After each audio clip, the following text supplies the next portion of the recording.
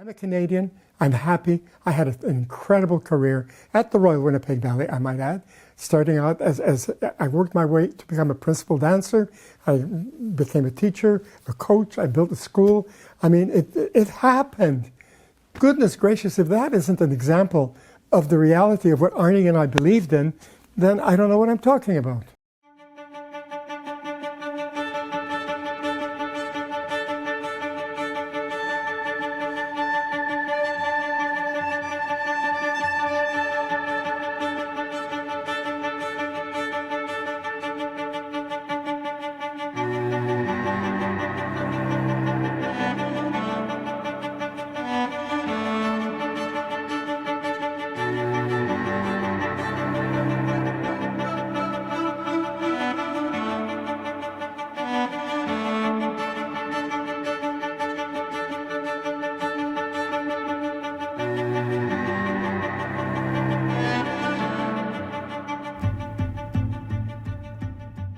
Well, I don't know if it was meant to be or not, but sometimes when I look at it, I think somewhere up there plans were made. We happened to be, lived in Ottawa on Bolton Street, lower town, very poor family.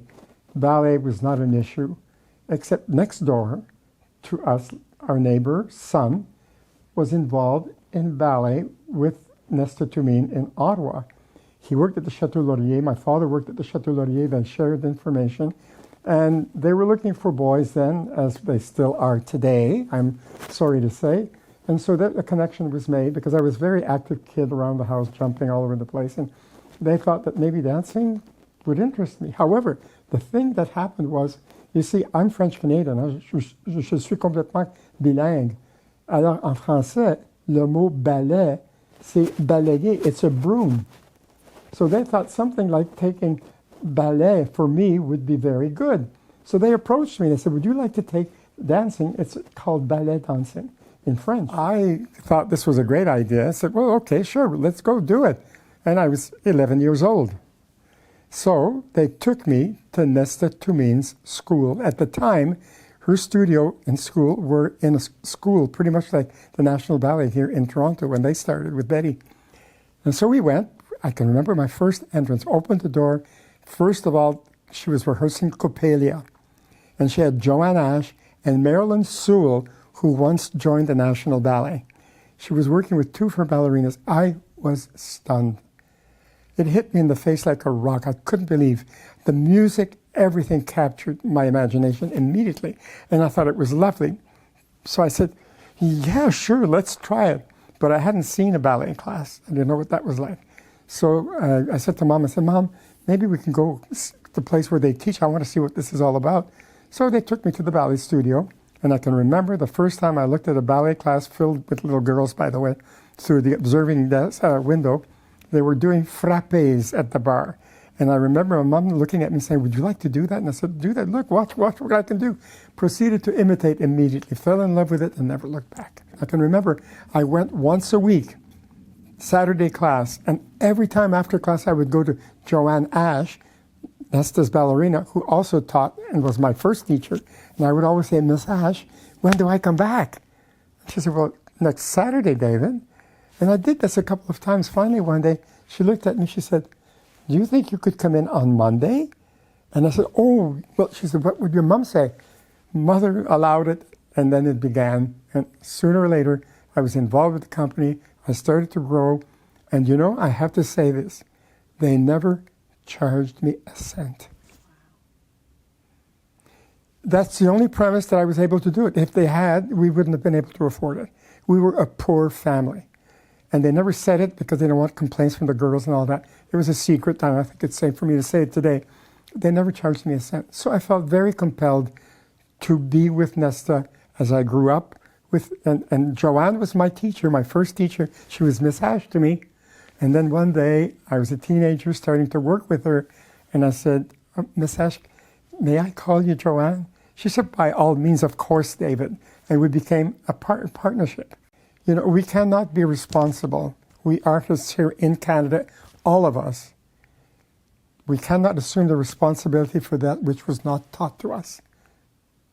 We were a generation that learned with what was available at the time. And some of us did damn well with it. And I dare say that Nesta to me was the best female choreographer of her day. I stayed with Nesta, but one day, what am I going to do for a living? Because they weren't paying. And there was talk that they might become a professional company. And because of that, my loyalty was to Nesta. And I thought, well, I can pay back the favor of not having to pay un sou pendant tous les jours de mon éducation. So I thought the least I can do is to remain with her and dance with her company. It never happened. And unfortunately, things went in such a way that one day I was at home and my mom said, "It's 6 o'clock, David, aren't you going to your class tonight?" And I said, "No, I don't think so, Mom." The next day, Mom again, "Aren't you going?" I just never went back. There was never an argument. There was never a fight. There was nothing of that nature.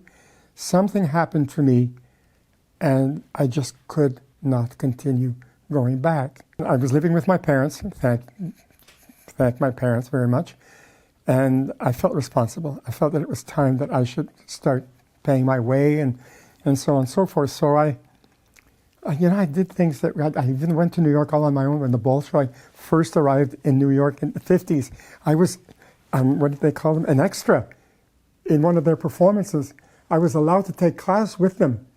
I was allowed to take class with Plisitskaya, Maximova, Vasiliev, and all these people. I was in class with them in New York City. And so I just saw what was going on. And I thought, oh my goodness, what can I do? What am I going to do? So that provoked me to try to see what I could do. Arnold Spohr had auditioned me in Ottawa when I was 19 and offered me a position, but I wanted to stay with Nesta, so I said no. And to make a long story short, I went to New York again a second time, and on my way back, I stopped with a friend who had been working with Nesta.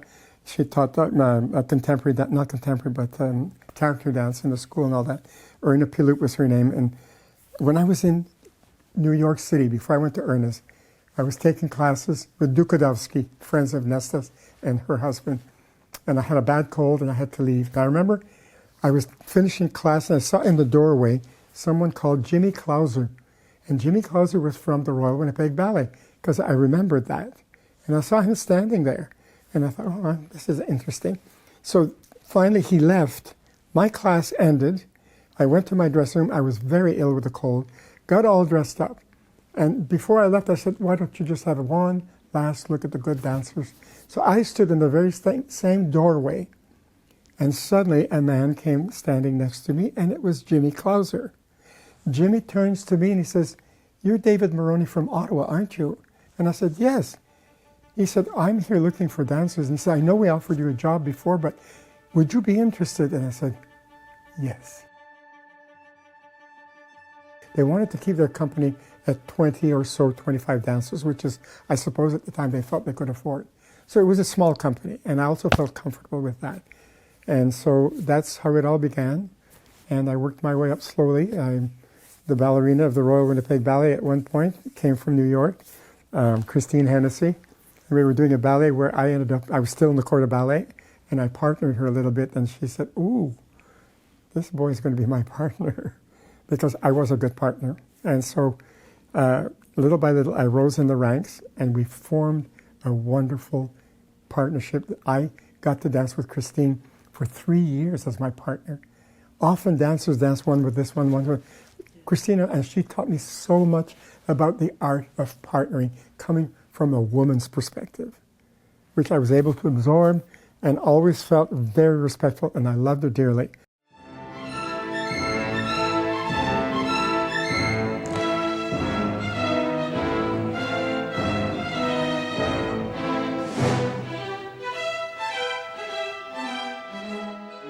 Arnold Spohr, in my book, was the best artistic director to ever work with.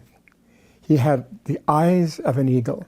He could look at you and say, "What are you doing that for? It's not coming across."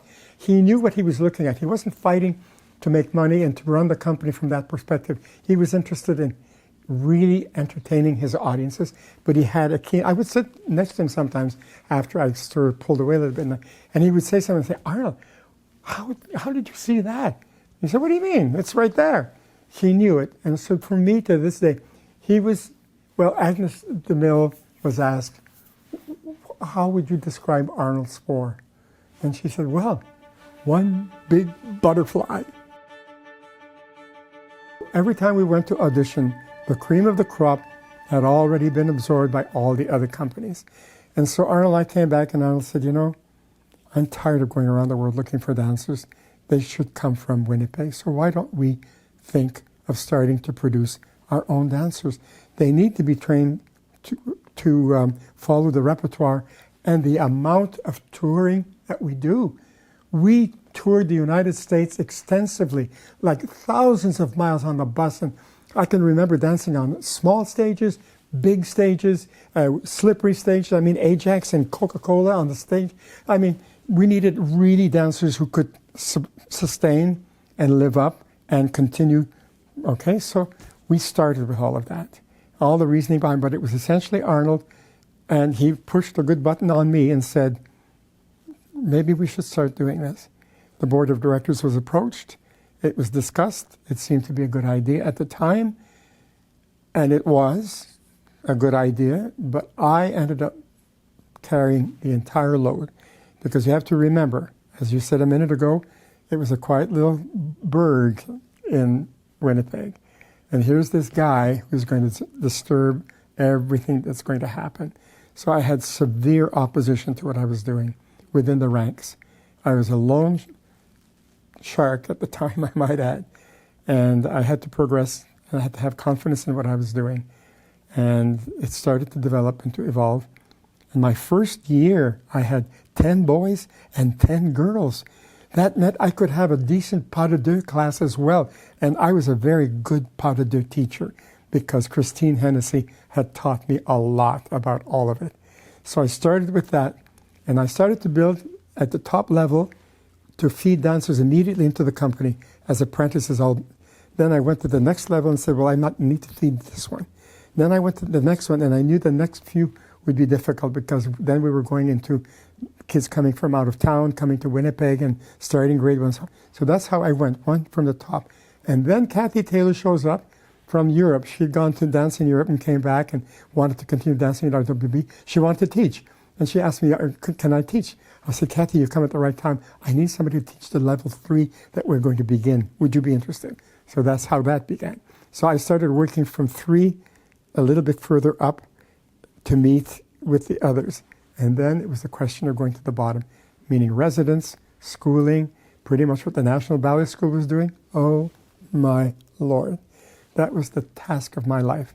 For some reason, I had the fortitude and the commitment to standards of excellence, which has always been the wonderful phrase coming from Betty Oliphant's mouth. And I want you to know that Betty and I were great friends. We might have been Montcalm and Wolfe, but we respected each other and we supported each other very much.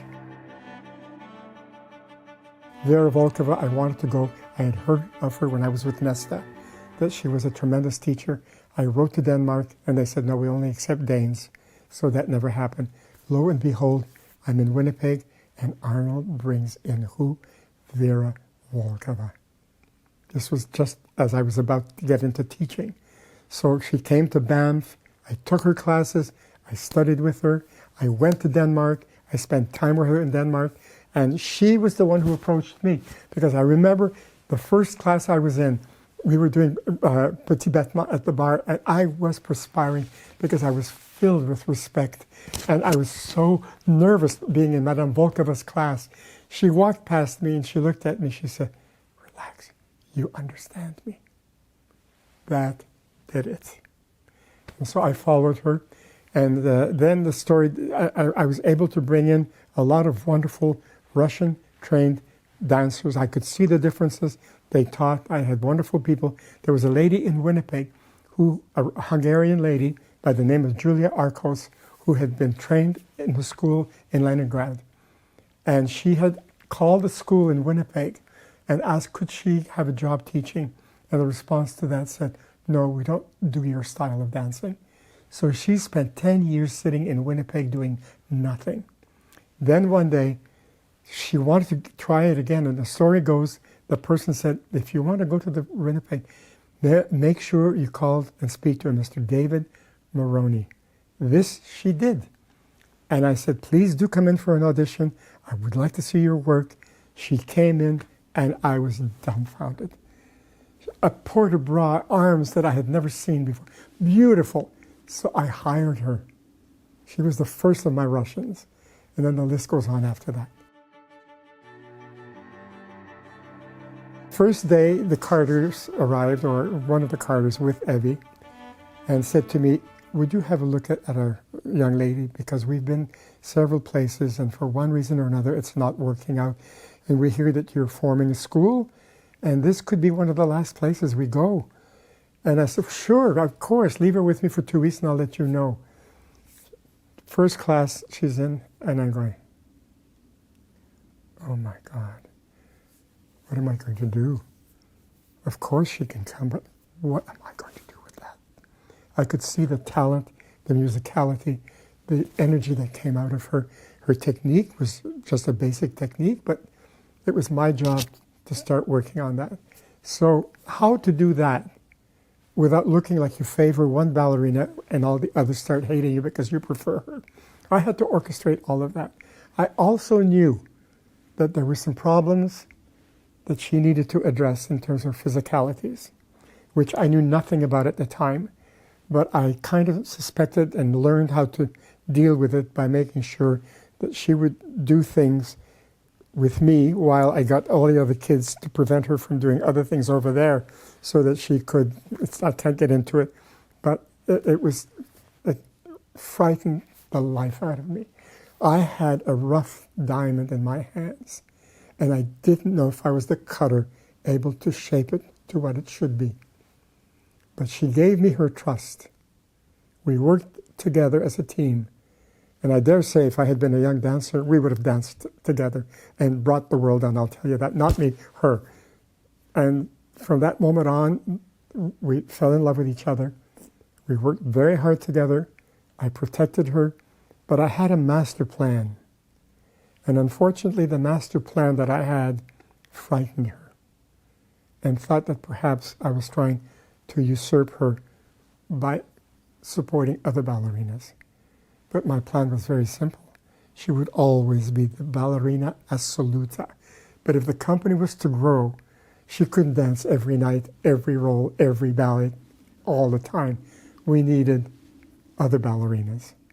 And I think there was a misunderstanding that occurred throughout all of that, on both parts maybe.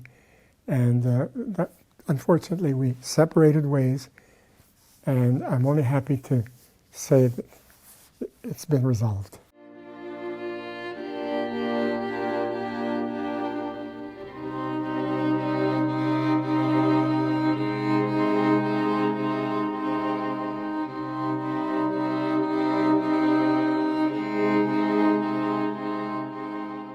About the competition in Varna, I have to tell you a little side note to this one.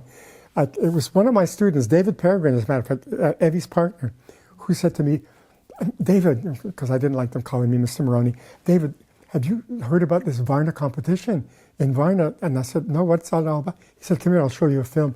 He had a little film and showed me what it was all about. And he said, all the greats of the world go there to compete. Couldn't we go there, not to compete, but just to see other dancers? It happened. And the night, I could go on at great lengths, but I'm not going to. There was a 3-week session, first week eliminations, second week eliminations, third week my dancers were still on. It was the cream of the crop of the Bolshoi dancers, and I thought, oh my God, what's going on? She stopped the show. First time in my life that I really saw stopping the show, because when she and David ended their pas de deux, the audience rose to its feet, and it was an outdoor theater, by the way, with all of its problems. They wouldn't stop applauding. And because they were called down not by name but by number, the announcer, because they were announced, every act was announced, had to take David and Evelyn by the hand, bring them on stage as if they were going to speak. And the audience sat down. And the announcer said, and now we will continue with numbers blah, blah, blah, blah, blah, blah. So they had literally stopped the show. Not only did she get the gold medal for the Varna competition, but she got the gold medal for the city of Varna, which was not currently given just because the other one had been won. The last person who had won it was Vasiliev. And she was awarded that. So for me, Evelyn Hart was the Anna Pavlova of her generation. The Royal Winnipeg Ballet, before I entered on the scene, never did full-length classics.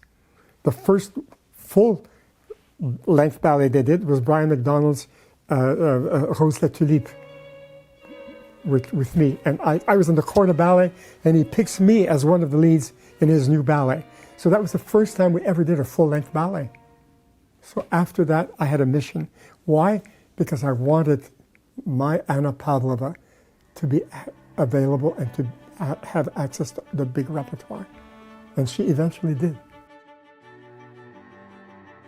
I want the company and the school to produce designers for ballet, musicians, teachers, supporters, all of the other mechanisms that go into sustaining a ballet company and should be honored on a consistent basis. We should not lose our classical dancers and classical ballets. I know the emphasis is towards more contemporary and so on, and you know, it's not about how high you kick your leg. It's about the story that you tell and more.